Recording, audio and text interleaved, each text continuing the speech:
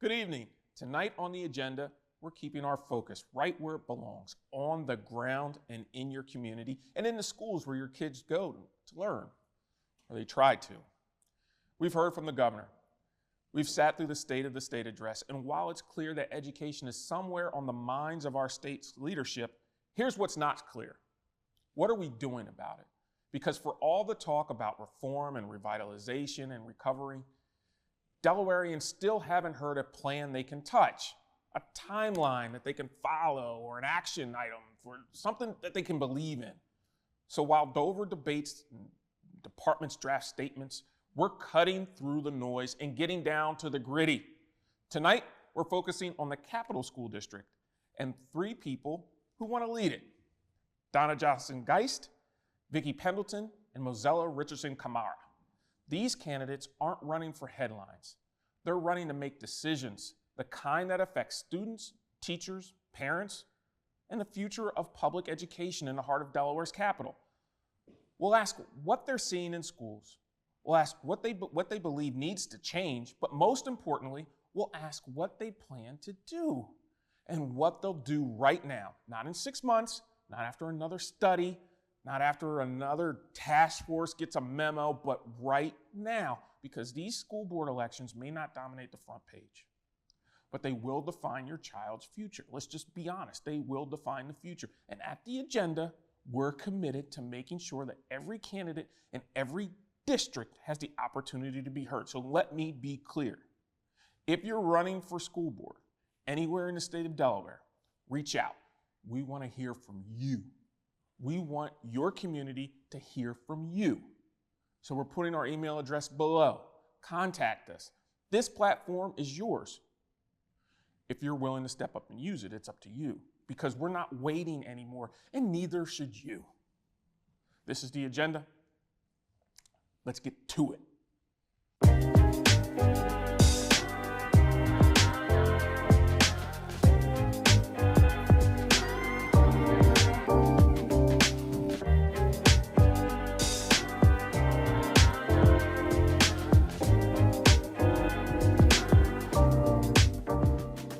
Welcome to the agenda, everybody. I'm excited. We're continuing the conversation in regards to education here. We're meeting with school board members up and down the state.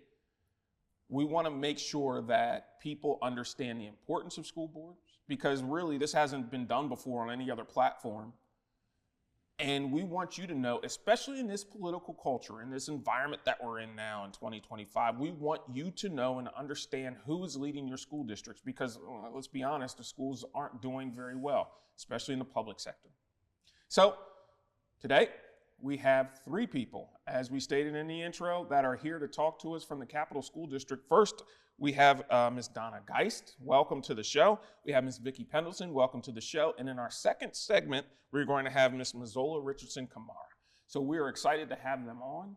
So you Dover folks understand what's going on in your districts, and you know a little bit more about the people who are going to be running those districts, who teachers are going to rely on for guidance, administrators are going to rely on for guidance, and parents are going to rely on for the overall well-being of their child's education, from safety to what goes in their mouths to what information goes in their ears and what information they see.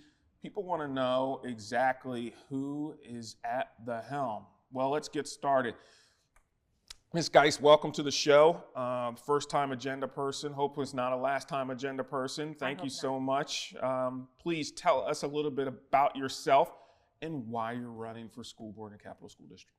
Absolutely. So I grew up in Dover, went to the Capital School District, elementary through high school. Capital School District gave me a foundation for success.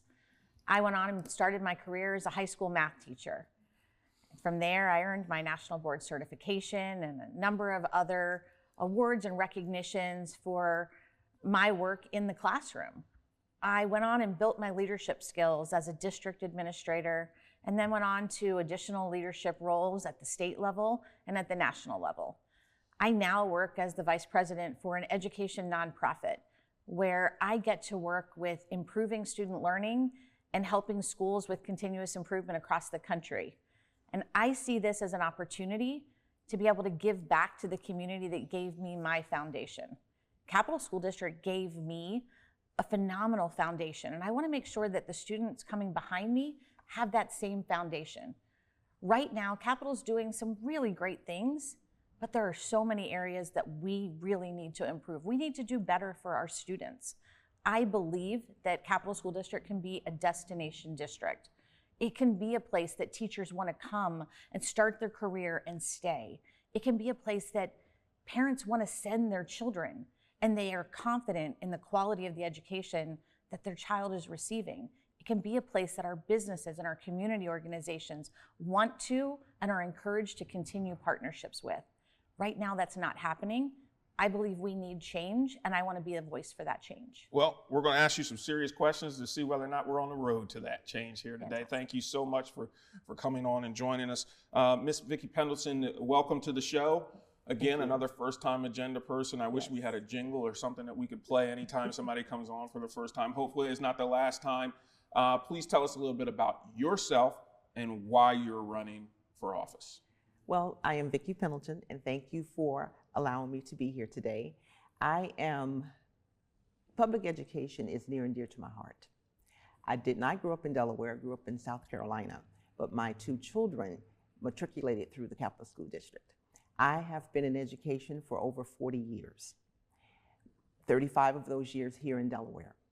So when I say that I am a community person through and through, I have done so much in the community, and so on the school board, it gives me an opportunity to help make those decisions that were great decisions that were made for my 2 children when they went through the district. I am currently on the board. I was appointed to the board back in February. I was sworn in February. And so this gives me an opportunity to continue the work that I have begun with the board members, the current board members.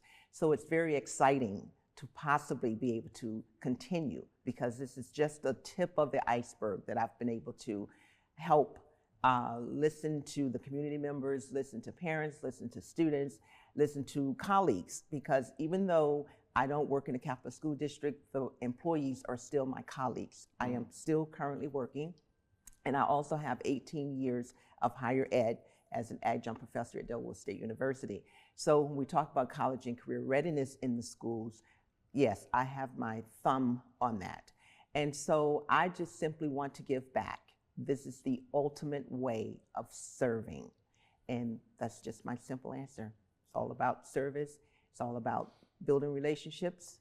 And in order to do what we need to do as a board, we need to build relationships with every stakeholder involved. Well, thank you. Let's stay right there when we're talking about stakeholders. I think one of the biggest stakeholders that we have right now is our greatest asset, besides the students, it's the teachers. Yes. Fair to say? Yes. It's the teachers. Now, the problem is retaining those teachers. Yes. The problem is soliciting those new teachers, those bright new minds that are coming out of school in about a month or so with their cap and gowns, eager to change, because those are the ones I believe, I'm just going to say, have the most enthusiasm. Not saying that teachers that have been in the districts for 30 or 40 some years, 20 years don't have enthusiasm, but there's something about new blood, you know, that really brings it out. And then they mix with people that are more seasoned and mature, and we can build some great teachers. We have an opportunity. We have nothing but opportunity ahead of us. That being said, the soapbox is over. I'm stepping off of it and I'm leaning towards you. What are you going to do to ensure that the Capital School District is keeping that cultivation of new teachers going and bringing in fresh blood? What I would like to see happen, and not to say that it isn't happening, but there is something that is happening that's not good as to why teachers are not staying. Please tell me why. I have been in my district 35 years. And I'm just gonna say one of my favorite actors, Shamar Moore, and I love SWAT. One of the things that he says to his workers, treat them like family. And that is truly the reason why I stayed in Indian River School District for 35 years. I live in Dover, but I chose to commute 50 minutes to an hour because of the way I was treated, because of the relationships that I built and the support that I had. So as a new teacher, we provide support, but it can't be just to meet the requirements of the new teacher mentoring program. It has to be ongoing support, the check-ins with teachers, get in the classroom if necessary to support them. And I know that we had, in my building, we had a couple of teachers who struggled at the very beginning, but because we had folks that are there, and it wasn't about, I'm gonna show you, it's working together, planning together, helping them understand that if you have, your classrooms are being well managed, help them with the management of the classroom. And just knowing that they have a go-to person. And it doesn't have to be someone in your department. It can just be someone that's close to your age, that's been very successful. Have them go in and observe someone who has been successful with classroom management. Because we know if the class is not managed, then there's a lot of chaos. Right, and we know that. And Ms. Geist's question is to you. What are we doing? What is Capital School District? Because it's so broad. I hate going back and forth. I'm thinking of schools throughout the state that are struggling. I've seen the NIAP scores, which we're going to get into. I've seen all these other things. But when it comes to controlling the classroom, especially in the Capital School District, what is going to be your recommendation? Yeah.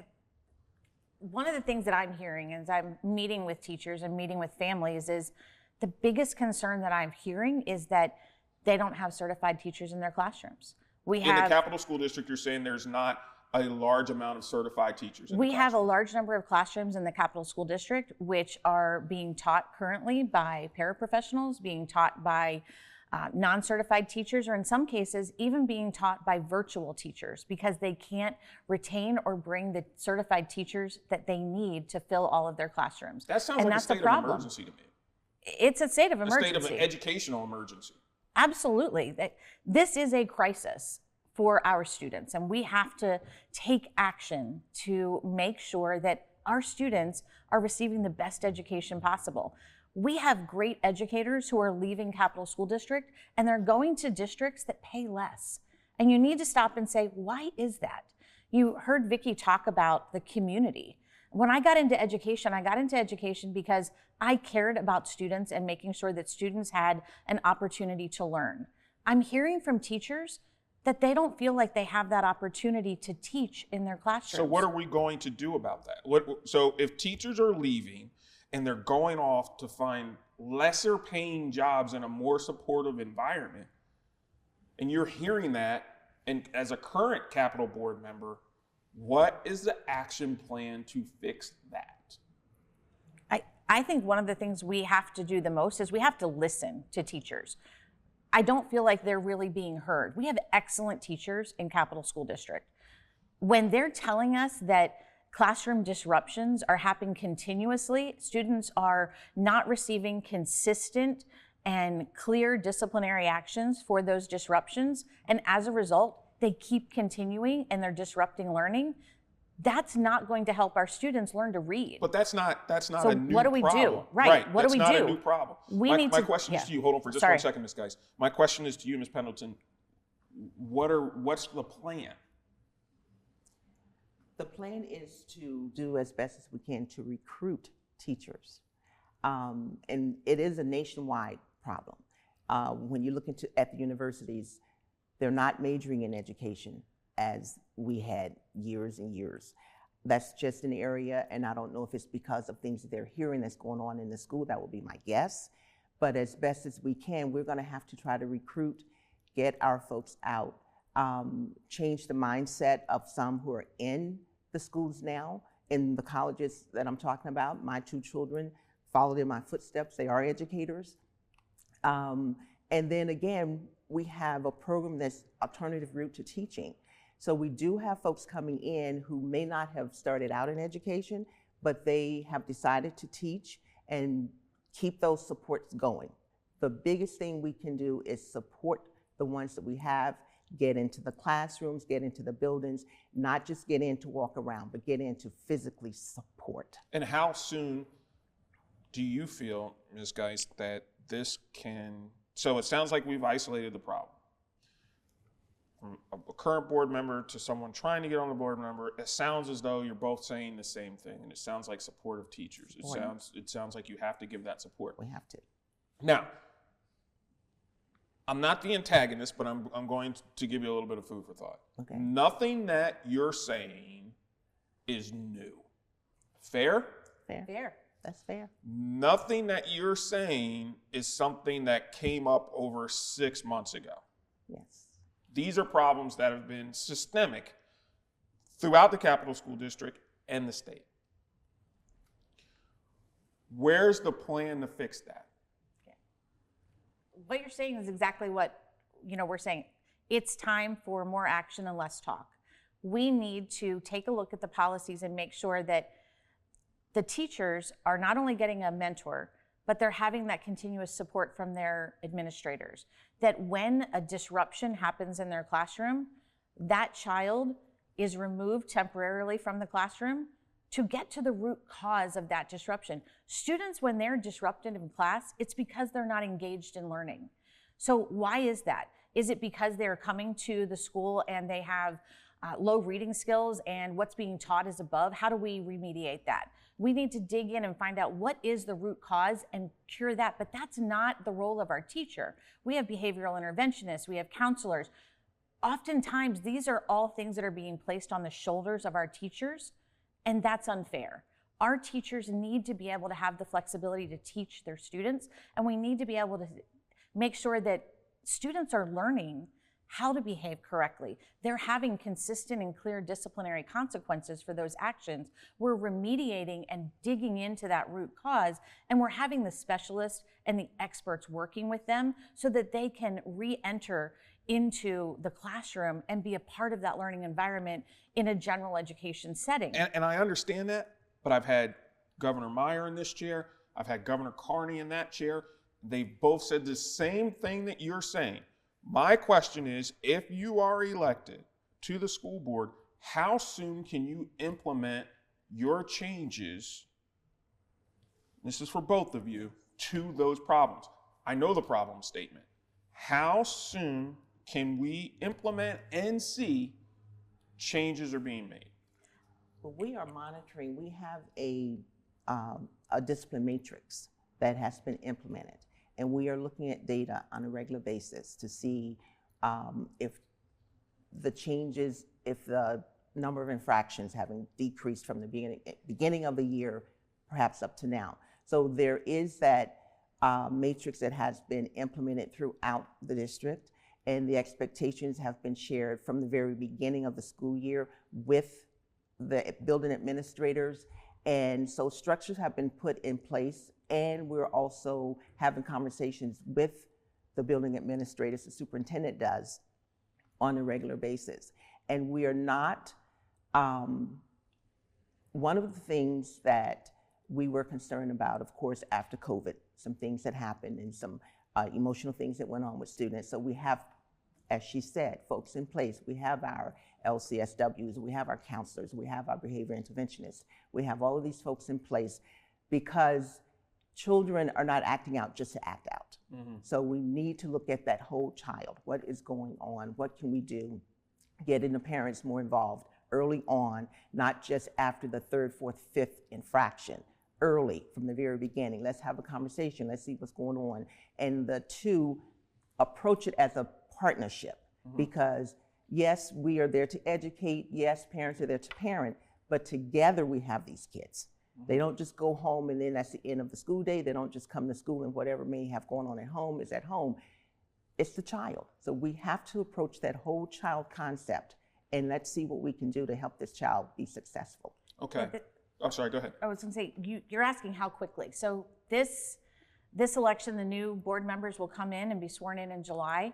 This is something that you put on the plate as these are strategic goals, and you charge your superintendent with implementing this. The top three. So you come to him or her and say, this is my top three. Yes. We're not wavering on these three. We are not wavering.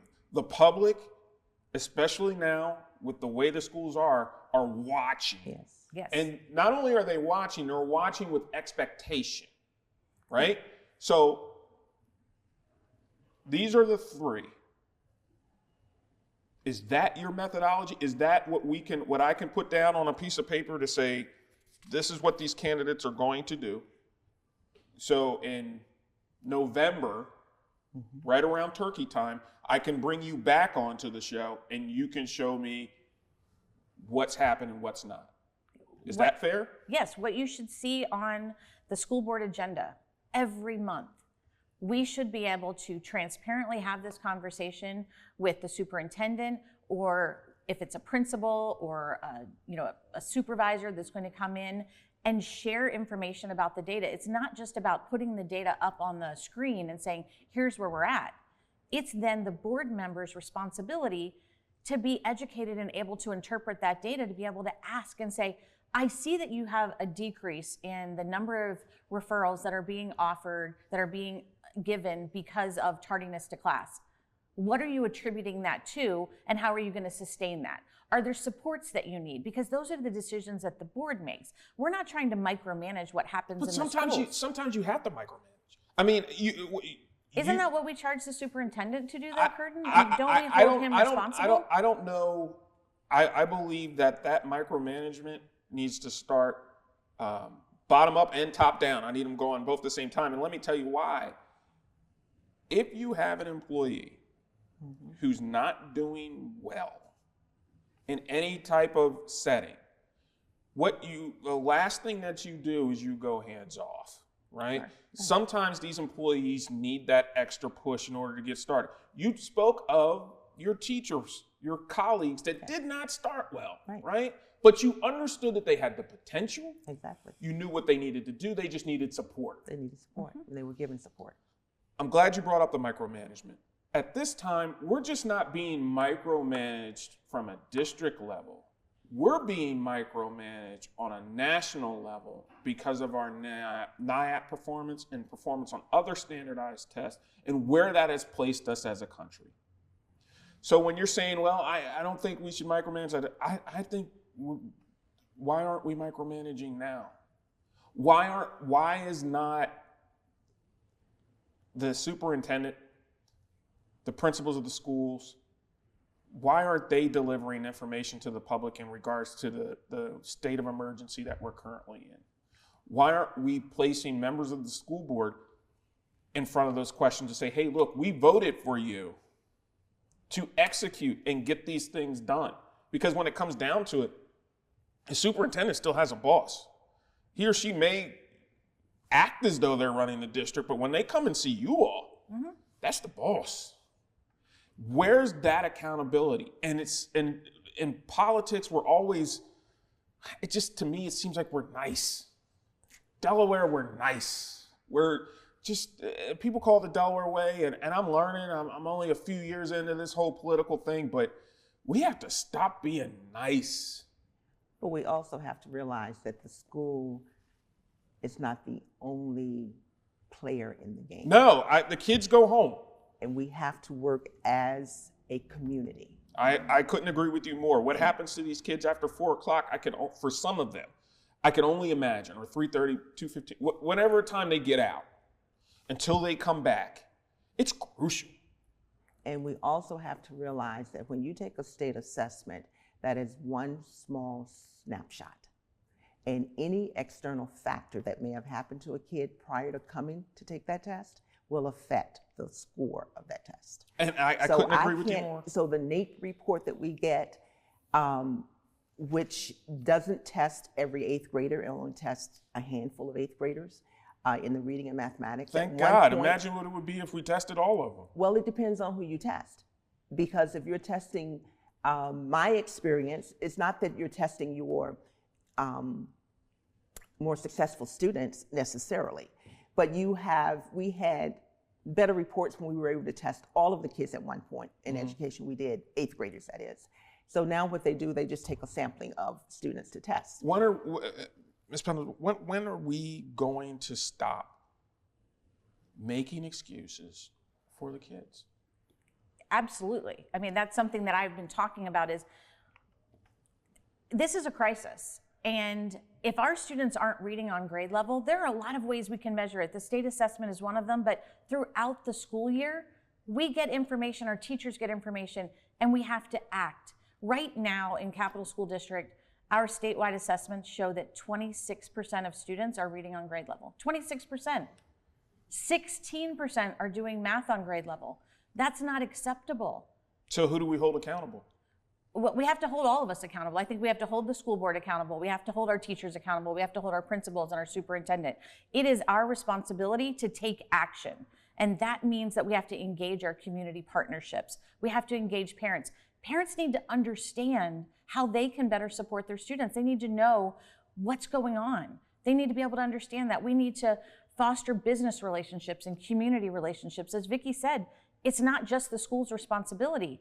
We need to work together as a community because our community depends on these students being able to be successful. And right now we've got to make change. We can't just keep doing what we're doing. We can't be nice. We have to say you can't be. Things aren't working and things aren't okay, but they can be. We have to make sure that students know we believe in them. We have to let our teachers know we believe in them. And we've got to give them the supports.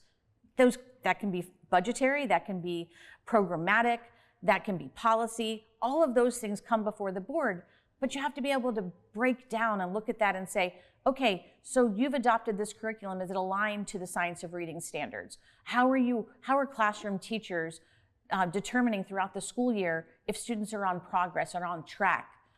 What other supports? What are we doing for students with disabilities? Are we meeting their needs? Are we giving them the paraprofessionals and the supports and the speech and the language and all of the other supports that they need? And how are we funding that? Are we putting our resources where our highest needs are? Well, those are the questions that I think most of the folks here in Dover and the capital system want to hear, right? They want to know those answers, and we know that you want to know those answers. So we're going to take a quick break. We're going to keep the conversation going. I think this is a great one. Thanks for watching. We'll be right back. Looking for a reliable and efficient way to travel around Delaware? DART has a variety of routes and schedules to meet your needs, providing service in Newcastle, Kent, and Sussex counties. Whether you are commuting to work or exploring the sights and sounds of the state, our fleet of buses are well maintained, equipped with modern amenities. Public transportation is the greener alternative. Plan your trip today. Download our transit apps or visit dartfirststate.com. Welcome back to the agenda. We're having a great discussion with board candidates for the Capital School District right here in Dover, down in Dover. We are talking to these school board members. Again, I don't know any other station, any other platform in the state other than First State Educate who is having school board members throughout the state on the show, having a conversation with you so you can understand directly what is going on and begin to develop expectations. We're having difficult conversations here, but we're having a good conversation, and thank you for joining us. We're not going to slow it down. We're actually going to bring things in. We're going to bring in another candidate to the Capital School District, Miss Mozella Richardson Kamara. I hope I got that right. My apologies if I did not. Welcome to the show, ma'am. Good morning. You got to at least give me an A for effort. You got to give me an A for effort. It's Mozella. It's okay. Mozella, yes. Welcome to the show. Thank you so much. We have had a great conversation, I believe, thus far. I know that it's going to continue. And please, for those who may not know you, those who live in the Capital District or throughout the state of Delaware or wherever, because we're watched all over, tell us a little bit about yourself and why you're running for office. I really don't like talking about myself, so this is always a weird question, but the short version of it is I'm a parent of some K through 12 children who, by trade, I'm a civil structural engineer, but because of the demands of my children with special needs, I got involved in the school district. So now I'm an advocate. I advocate for families throughout Delaware. First it started as families of students with disabilities, but now it's any family. I fill in the gap where I can. I'm a parent partner to Capital School District for over 6 years. I'm in the buildings. I'm front and center, boots on the ground. Why am I running? Because even when I didn't have a child in Capital School District, when my son transitioned to another district, there was something about the people, the pride in the community that just reminded me of where I came from. And so I committed to serve and to support right? Because we all are responsible for these children and we all need to show up for them. And so I decided to run because I feel like I've been asking the question probably for 2 years now as to who do we really hold accountable for the condition of capital? And I do believe it starts at our board. So what better way to help out, right, than to get in there, roll up your sleeves and be part of the solutions. Yeah, I couldn't agree with you more. And a lot of the gist of the conversation that I would say I pressured these two candidates a little bit about is the accountability. I understand more than most what the problem statement is. And let me tell you why. Because I've had, and you can go on YouTube or whatever platform you look on, several candidates, especially in November. I've had top government officials, several people, and they've all told me what the problem statements are. I get it. I'm well-versed in what the problem statement is. My question to you, as my question was to them, is what action are you going to do? How can we track that action? And how soon is it going to happen? And I won't be broad with you because I wasn't broad with them. We talked about behavior in the classrooms and how that interrupts the teacher's ability to do so. Teach. How that interrupts other students' learning and affects the overall performance of the student and affects the classroom. That is understood at the classroom level, it's understood at the principal's level, and it's understood at the superintendent level, and is definitely understood at the board level. One of the board members is here today, so they understand where the problem is. My question to you is, where is the action? Tell me what you're going to do for this problem directly. So I won't bull jive you and claim that I have all the answers because I really don't. I can tell you that what I have done is I've become a partner and I show up in the building to provide that support. I think if one of the biggest challenges is that there's a lot of genius people using a lot of data and textbook to say what they think the answers are. And as we can see, they haven't worked yet. So for me, my primary action is to get out here. You have to be present. You have to roll up your sleeve. You have to call the community to action. And we got to be a little more creative about what those solutions look like. I'll give you an example. We have programs out here of community members that speak the language of some of the most challenged socioeconomic communities. And we know, as we know, if a child is turning up in school, there's a possibility, right? Parents might be turning up at home. But our schools are scared of these conversations, these interactions. We need to pull in the community members who aren't afraid to bridge that gap between those homes and these schools, so that one, teachers in these buildings see the support, right? We have to get that community and these schools talking the same language to understand that we're all here to serve these children. We have to start seeing that, boots on the ground in these buildings. Right? Because, all of this, data here, this study said that, you are 1,000% right. I'm an inner city kid, born and raised in Harlem, New York, right? None of that ever mattered. There was a lot of people reading statistics, telling me who I should be and what my problems were. But the real difference was made when the community came in and bridged that gap, right? So community members come in and they help support discipline. They give children breaks. The children feel supported. The teachers see the community cares.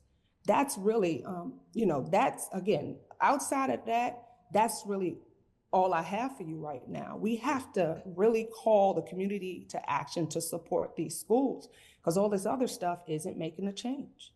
Well, I think it's more than community support. And I believe that community support is important. I've seen it work here at the inner city schools in Wilmington. I've seen it work at other programs throughout the county where the community comes in and works with these kids, especially those in trouble. And some of those have been effective to the point where we've offered contracts to certain companies that can come in or nonprofit organizations to work with these kids. We have plenty of that, right? We are not, my opinion, we are not at a lack of nonprofit organizations to do outreach for communities and classrooms and all this other stuff. And if we need more, we can get more. In Dover, we are. Okay. What are we going to do? So what is your plan, if elected, your 90-day top 3 that you're taking to, you're bringing to the school board, you're pressuring and expecting not only accountability, but review from the public? What is your top 3 things that you're going to do? So one, we have to look at non-traditional educators. When I came to Delaware, I participated in an alternate route for certification. And what I recognized from my experiences, sometimes the non-traditional educators are more effective and more committed. One, when, and that's a way to put enough staff and bodies in our school that are committed and want to educate these children. You have to be honest with these educators. We can say all day, we want to make Capitol the supreme location to come. But most people show up and we've sold them a story, and when they see the reality, it doesn't work. We need to use some of the non-traditional educational paths and people who are committed to educating and serving these children. Credentials are great, but you can't grow qualified teachers on trees. So step 1 is looking into some of these alternate routes, such as like Teach for America, and then I think WilmU has an alternate route, to be able to find and recruit individuals who are committed to making a change in educating this particular type of demographic. So that's step 1. That's the one thing. I want us to expand the hiring using non-traditional routes, right? The other thing I would say is definitely, I know when you say the community isn't enough, you're 100% right. We also have to look at, we need the teachers to be able to feel competent to address the things that are happening in their classroom in a way that is documented, right? And also a way that we believe doesn't put them at risk or students at risk. So one, we need to look at how our teachers feel. Are they really feeling prepared to deal with some of the challenges in the classroom? Because it's not just about listening to them. We have to tell them the truth if we don't know how to help them, and let them be part of finding solutions that work for them as individuals. All teachers aren't created the same, right? So that'll be step 2, to really get with all of the educational staff and really, really get a good understanding. And I'm not talking about a survey, right? I'm talking about these hard, real conversations, wanting to hear what is at the, just their pains, their successes, and all of that. I don't want to do it through survey. We need to get in these buildings and start holding these meetings and be willing to get beat over the head with the truth. So let me ask you a question, the same questions I asked your colleagues up here or your cohort. What can we do to ensure that we're bringing in the best and the brightest? I'll give you the same example I gave to them, is that graduation is right around the corner, especially you all know that, being Dover residents. What can we do to ensure that those young, new, energetic, bright, filled with ideas and enthusiasm young teachers are coming to the Capitol School District, that we're getting those new folks in? Not only that, but we're supporting the teachers that are in there now, but teacher retention and teacher hiring is extremely important. And a lot of that comes from, I would say, the board acts as a small think tank, right? And they're like, all right, well, we have a teacher shortage. We're missing 35 teachers. What are we going to do to bring them in? What type of incentives can we ask? I think that that is a reasonable board conversation that you may have, right? Or a sub meeting that you may have, like, oh boy, we got 15 teachers retiring this year, and I heard of 10 more that are on the bubble. These are reasonable conversations. What is your goal? What is your action? What do you plan to do to deal with this retention issue? So when we say the best and the brightest, right, that could be really subjective, right? We have teachers that don't have the same educational background as others. They might not be spec-ed. Well, there's requirements, right? We're expecting, it's subjective, but let's be honest. We want certified teachers in our classrooms. We do, but where are we going to get them all from? So I would love to sit here and say to you, oh, I'm going to go and do all this song and dance and attract all these certified teachers, but we're competing for these teachers nationally. We have a deficit. So I do think we need to be creative at how we look at this. What I really want in the classroom, and I'm a mother of a middle school student in Capital School District, what I really want in the classroom is someone who cares and is committed to educating every child in that room. Because what that tells me is whatever they don't know, they're going to do the work to figure it out. Right.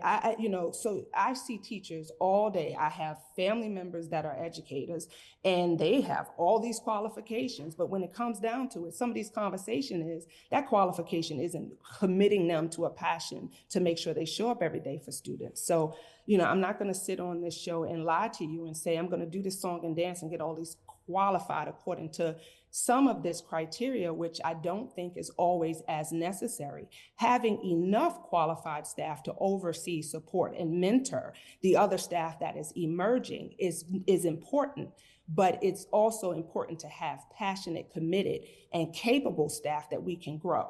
So part of that is also not just thinking the best and the brightest is about those grades in that program they went through. Sometimes the best and the brightest is the ones who want it the most and are committed to becoming the best that they can at this craft. So I hear it. I hope that somehow or another that can turn into a plan, an actionable plan that can be placed before a board. I hope that how many people are on the board? 4, 5? Five. People can really come together with their ideas and develop some type of path forward for Capital School District and understand that. We only have you for another 3 more minutes. Please tell us why, again, folks should vote for you. So we need diverse perspectives on the board. If we fill our board full of educators, let's think about it. Educators are trained by the system, experienced in the system, and have the perspective of an educator. We need diverse perspectives. We also need parents, people that are not just trained and educated and historically educators, but are in these communities that understands, right, the pains of the communities that are here trying to be part of the solution. I run 2 parent councils, 2 different districts. One of them is Capital. It's a special education parent advisory council. Because of my commitment to this district and these children, my doctorate programming, my dissertation is around building parent engagement in these councils so that we can bring parents to the table and their voices could be heard. I advocate. I'm here. I'm there. I'm a substitute. I'm a volunteer, right? I think I bring that perspective that is necessary. That's not just that trained perspective, but it's that identifying, like that perspective that identifies with the communities that we're serving, and can help bridge that gap and think a little bit outside of the box, right? As a product of an inner city, right? I've gone through this. I understand how I came from where I was, which was a statistic, but I became an outlier. And so I think that's a perspective that's going to be very important. We don't need a board full of educators. As one perspective. I'll take it. Thank you very much for coming on and having that conversation. Is there anything that you feel that you would have liked to have said that didn't have an opportunity to? No, thank you for having me on. Again, I hope that what the community knows is we need change. We need change. This system was never intended to educate some of the students that it's now being asked to do. We're asking a system that was designed for others that are not, that are now, like we have representation in this district that was never designed to serve certain students. Before 1975, we weren't even educating students with disabilities in schools, right? So we're trying to retrofit a system that was never intended to do what we're asking it to do. So, we really need to think about that and realize then if we do what we've always done, we're going to get what we've always gotten. I love that. And I think you're absolutely right. And I challenge that to everyone running for office in the state of Delaware, not just on the educational side of things, but anyone looking for change. We can no longer continue to do the same thing over and over and over again and then be surprised the results then which we were receiving. That makes so much sense. Ms. Richardson Kamara, thank you so much for joining us here on the agenda. We appreciate it. Good luck to you in regards to the election. Let's kind of look at this from a national level. I'm back here with Ms. Geist and Ms. Pendleton. Thank you so much. Let's be honest, I'm trying to stay as state and local as possible, but we can't do that without talking about the federal side of things. I made it clear to the folks from the Brandywine School District that were on last week. I said, I get nervous, I become nervous every time my CNN/New York Times goes off, my little indicator notification, because I don't know what our president has done. Like, has he pushed a button? Which national leader has he offended? Has he, raised the price of coffee to 300%? I don't know.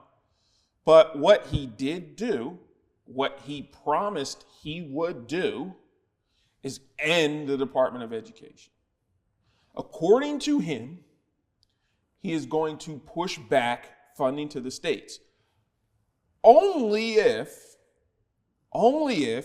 you accept his terms. So for those at home, he is saying, with my tax dollars that I work for and contribute into the system, which I agree with, he is going to withhold those if I don't meet his requirement of not seeing everyone as equal and being able to talk about that. And I'm speaking of any type of DEI initiative and what have you.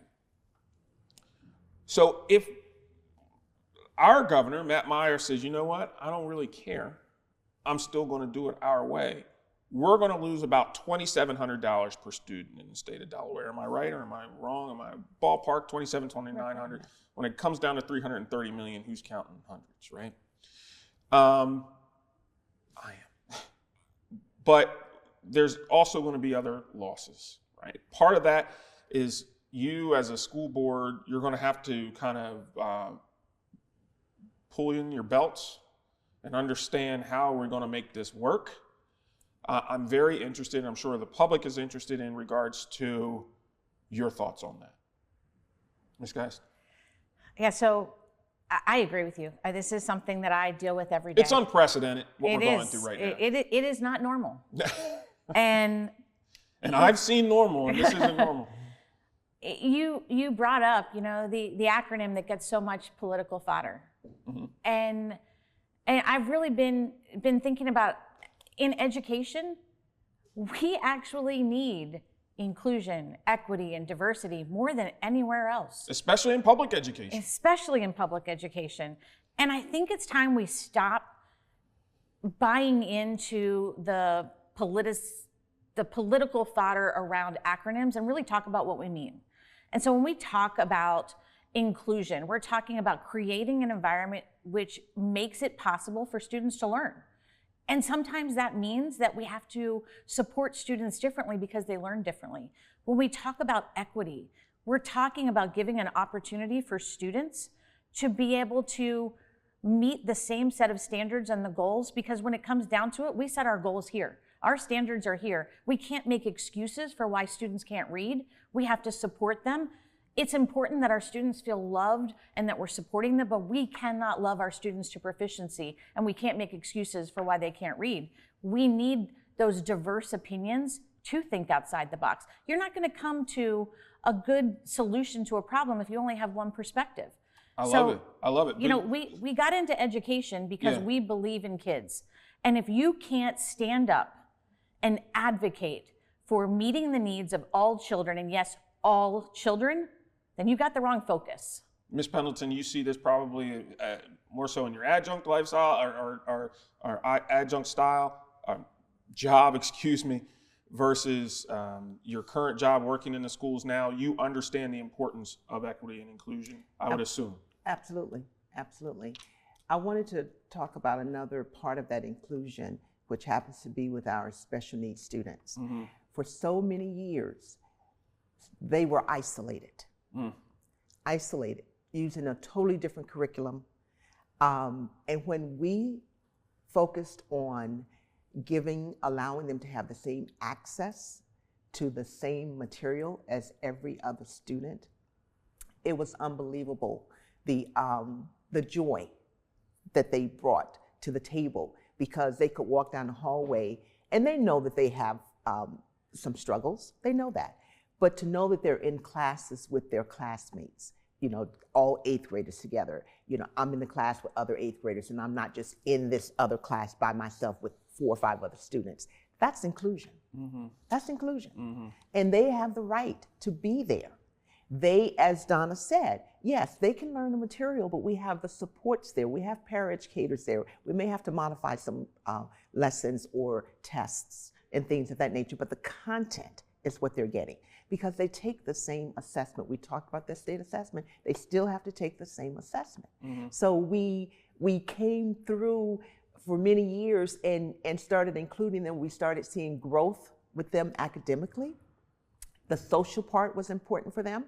I have 2 grandchildren who are on the autism spectrum, and being included in the general section. My oldest one right now is a student at Delaware State University majoring in computer science. But back then, right, with that title, he would not have been even, you know, they wouldn't even know how good of a student he is. So I can see you, Ms. Geist, you're agreeing, your head's going up and down. That's a universal sign of, yes, I understand what she's saying and I agree. You have a firm understanding with this, having 2 grandsons moving forward. What's the action item that the board will do to ensure that the students that meet those requirements are being well taken care of? First thing we need to do is we need to make sure that the supports that they need are identified and in our budget.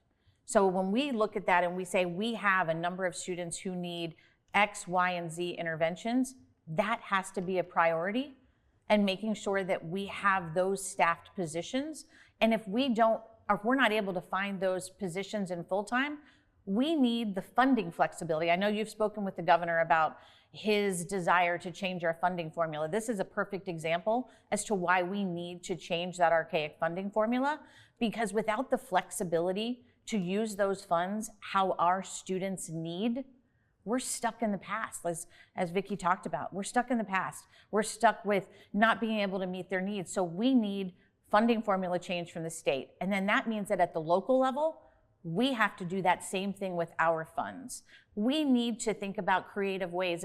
It's not just about bringing in alternate routes. You know, I love our alternative routes to certification.